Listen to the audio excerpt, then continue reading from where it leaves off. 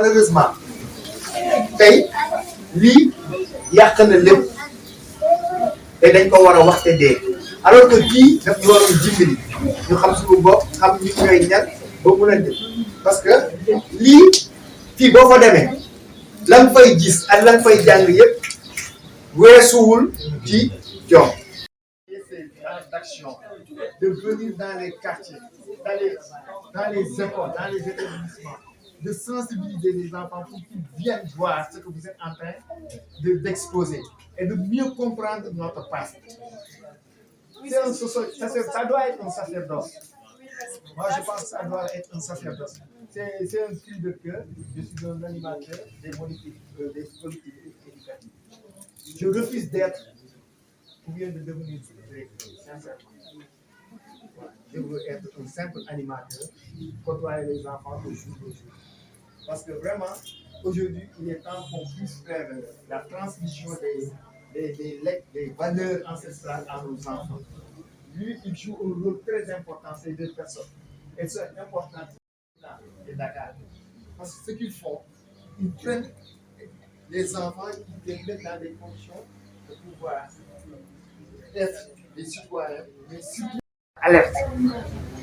Parce que occuper les enfants, c'est de les permettre de grandir. Il y a un adage qui dit un enfant éduqué est toute une nation éduquée. Donc, vraiment, il faut les féliciter. C'est Mohamed. Il est chercheur. Voilà. Et c'est Farba. Peut-être qu'il a déjà rencontré. Farba. Ah oui, on s'est présenté.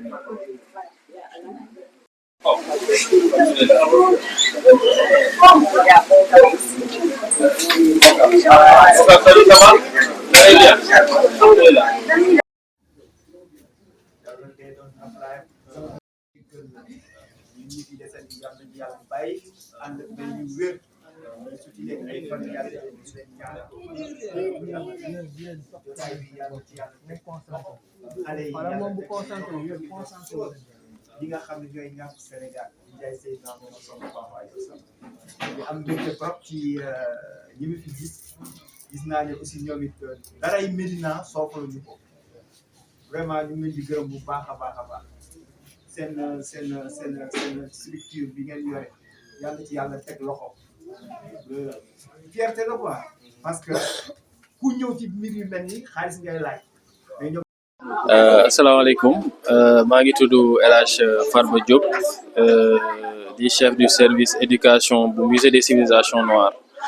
tey dañ fi amaloon ab atelier fii nii ci bërëbu waa Krembay dajale fi xale yi ngir ñu def expression artistique maanaam xool ay thèmes yoo xam ne jëm na ci warul taarixu Sénégal jëm aussi ci événement bu mag boo xam ne Sénégal moo ko war a accueillir à partir du mois de novembre muy Jeux olympiques de la jeunesse donc ñaari thèmes yooyu lañ tànn mooy Afrique berceau de l'humanité muy exposition boo xam ne bu am solo la fële ca musée des civilisations noires lii nag boo xoolee li tax ñu koy def mooy tey dañ bëgg a fexe ba musée bi mu nekk mbir moo xam ne sénégalais yi dañ koy féetale seen bopp mu bañ a nekk rek bërëb boo xam ne xëy na ay tubaab ñoo fay ñëw wala ay intellectuel wala ay artiste waaye dafa bëgg dañ bëgg en fait mu nekk musée de proximité musée boo xam ne communauté yi ci boppam dañ ciy gis seen bopp parce que boo waxee wàllu histoire wàllu culture day concerner ñëpp surtout xale yi parce que li ëpp solo tey mooy lekk bi nga xamante ne moom la ñuy bàyyil suñu jeunesse te lekk boobu noonu dañ war a fexe déjà xale yi gën a xam seen histoire xam seen cosaan parce que cosaan boobu non seulement da ngay xam fi nga jóge mais aussi dafa lamboo ay valeurs yoo xam ne ku ci nekk da nga ko war a am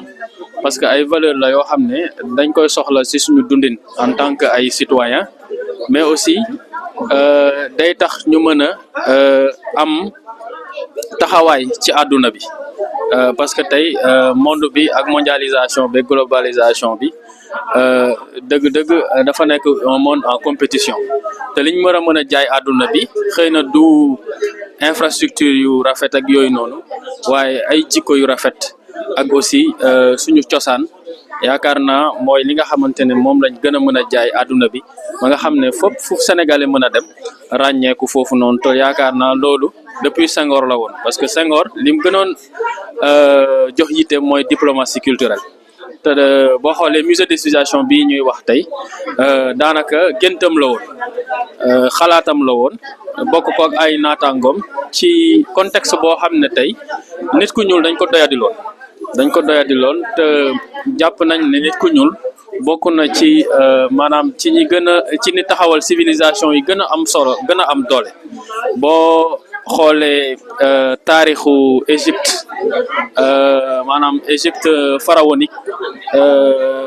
puissance bi Égypte amoon ci wàllum xam-xam ci wàllum militaire ak ci wàllum astronomique science ak yu demee noonu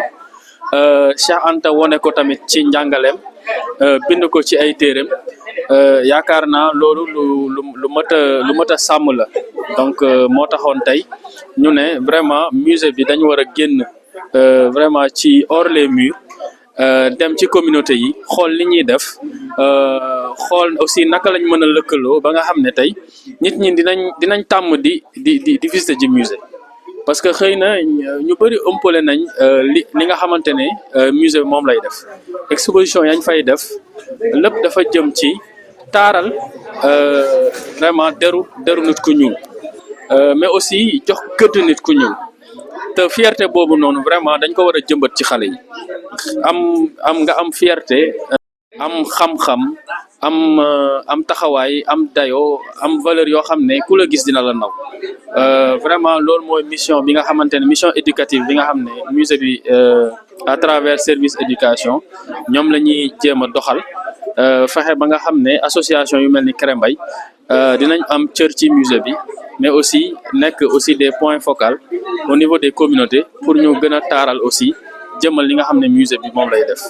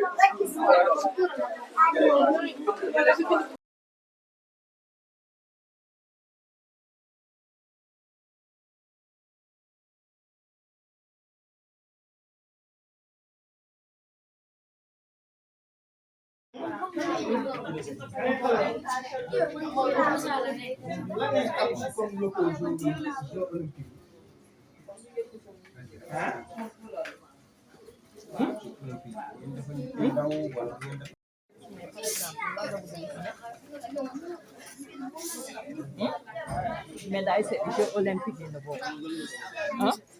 waaw musée am na médaille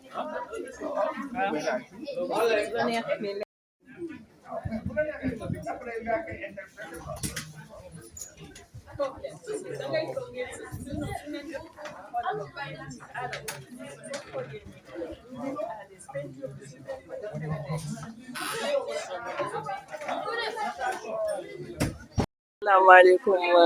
waa Africa Vision maa ngi leen di nuyu di leen sant ci seen teewaay yéen aussi di rafetlu trop teewaay yi tey waa musée civilisation noire ñu lëkkaloo ak Art Krembay ñëw ne dañuy def fi benn atelier mu doon ñu kontaan ci lool li leen ci remercier aussi. ñu jëm loolu nga xam ne vraiment mooy Jeux olympiques de la jeunesse. léegi ñu ñëw tamit laal ay xale yoo xam ne ay tout tànk la ñu nekk Médina. tey ban yëg-yëg nga am xam ne wër nañu fépp ñëw choisir. xanaa am ci contentement bu mag parce que Médina dafa doon quartier boo xamante ne dafa sensible quartier boo xamante ne xëñ na lu bari boolewuñ ko ci woon tey bu waa musée des civilisations noires ñëw fii suñu gox di Médina ñëw ne dañuy defar ñun atelier ah loolu mbégte la mbégte bu rëy la mbégte voilà tey ban message nga am à l'endroit de la population. xanaa tey gis nañu xale yi seen liggéey bi lu am solo la. te gis nañu xale yi vraiment ci mbedd mi dañ koy taxawaat dafa baax trop trop lan nga mën a digal seen parents yi saytuwaat xale yi ndaxte dañ toll ci jamono waaw ñun concept bi ñu amoon mooy lu gënoon tax sax ñu def association bi pour xale yi ni ñuy taxawaaloo ci mbedd mi wàññeeku parce que place su xale du mbedd place su xale du ci kër la léegi waajur yi ñu ngi leen di gën a ñaan ñu gën a xool xale yi gën leen saytu parce que jamono ji metti na te doy na waar fii dañoo kontaan tam ba nga xamante ne émotion yi ndax Médina du xew toll ni Jeux olympiques ñu koy defee Afrique muy première ñu tànn gox bu mel ni Médina nga xamante ne stade bi mi ngi fii te yëpp fi la nar a xewee kon mbégte nañ ci am mbégte bu rëy daal émotion yi dafa forte mbégte nañ ci am di gën a sensibiliser waa Médina surtout jeunesse bi ñu ànd seex yar ànd seex teggin ganale gan ñi ba ñu xam ne Médina liñ fi bàyyi woon démb ak bëri démb ba tey mi ngi fi dara changé aussi. Moi, c'est Caro Sarr. Je travaille au service éducation du musée des civilisations noires. Je suis référente pour le champ social. Et on est venu aujourd'hui à l'association Crimbay parce que c'est important pour nous qu'il y ait des échanges, des circulations qui se fassent avec les associations.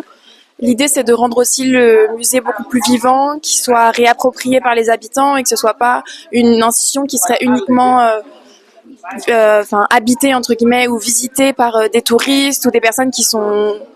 très présent dans le milieu de l'art et c'est de toucher toutes les populations et c'est pour ça que l'idée c'est de à la fois venir auprès de l'association pour présenter le musée mais également que les enfants ici présents viennent au musée pour visiter les espaces d'exposition et qu'il puisse y avoir un échange et c'est important que l'institution elle puisse se déplacer et qu'on soit pas toujours uniquement dans l'institution en tant que telle. Avec les Jeux olympiques de la jeunesse se profilent à l'horizon. Oui. Et que vraiment nous avons trouvé des jeunes, vous avez ici des jeunes. Donc les messages en l'endroit les jeunes puissent s'approprier vraiment des jeunes. L'idée c'est que les jeunes puissent comprendre que c'est aussi pour eux qu'ils sont pensés et qu'ils doivent y participer et qu'ils ont aussi toute leur légitimité à y être et l'idée c'est de les inclure dans toute la démarche et pas uniquement de leur en parler mais qu'ils puissent eux-mêmes y participer. Voilà.